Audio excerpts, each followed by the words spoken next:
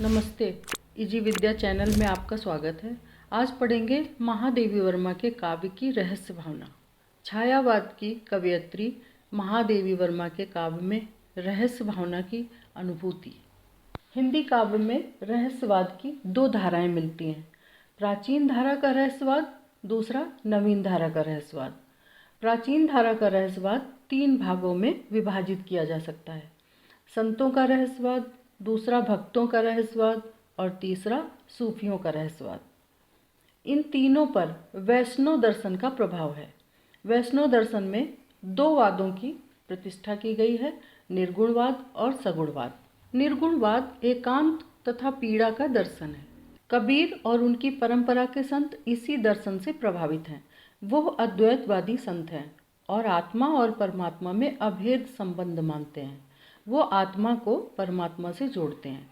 इस संबंध को उन्होंने दो रूपों में व्यक्त किया है, दर्शन के रूप में जिसे हम साधनात्मक रहस्यवाद कहते हैं, दूसरा दाम्पत्य प्रेम के रूप में जिसे हम भावात्मक रहस्यवाद की संज्ञा देते हैं।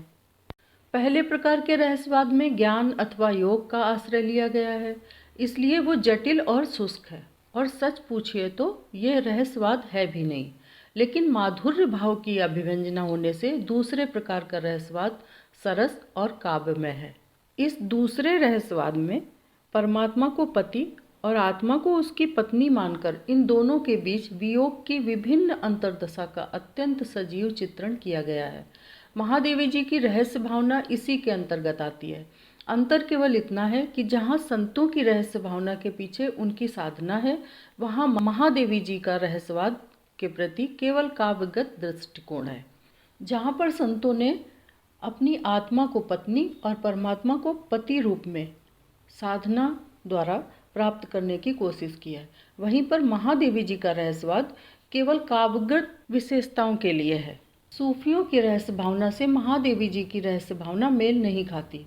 अद्वैतवाद से प्रभावित होने पर भी सूफियों ने भावात्मक रहस्यवाद की शैली को इस रूप में नहीं अपनाया है जिस रूप में कबीर आदि संतों ने।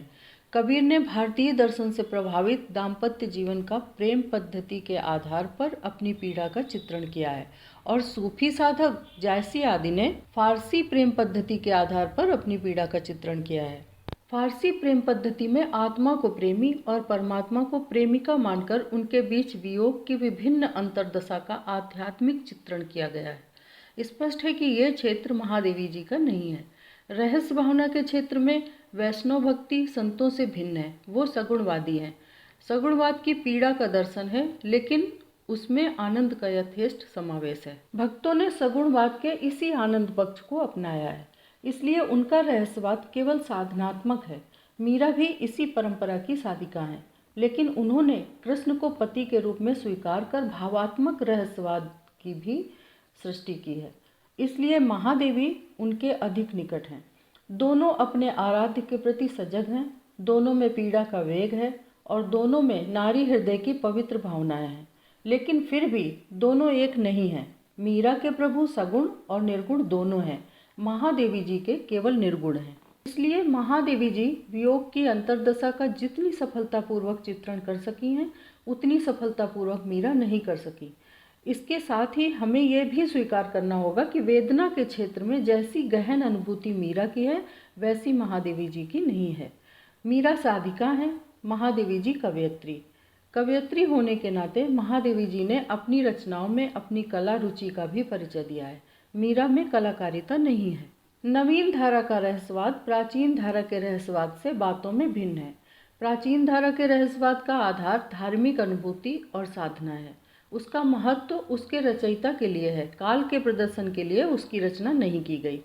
लेकिन नवीन धारा के रहस्यवाद का आधार एकमात्र कल्पना है। ये न तो धार्मिक साधना का फल है और न उसका विषय। ये एक काव्य शैली है जिस पर वैष्णव दर्शन का ही नहीं, सूफी दर्शन और अंग्रेजी के रोमांटिक काव्य का भी प्रभाव है।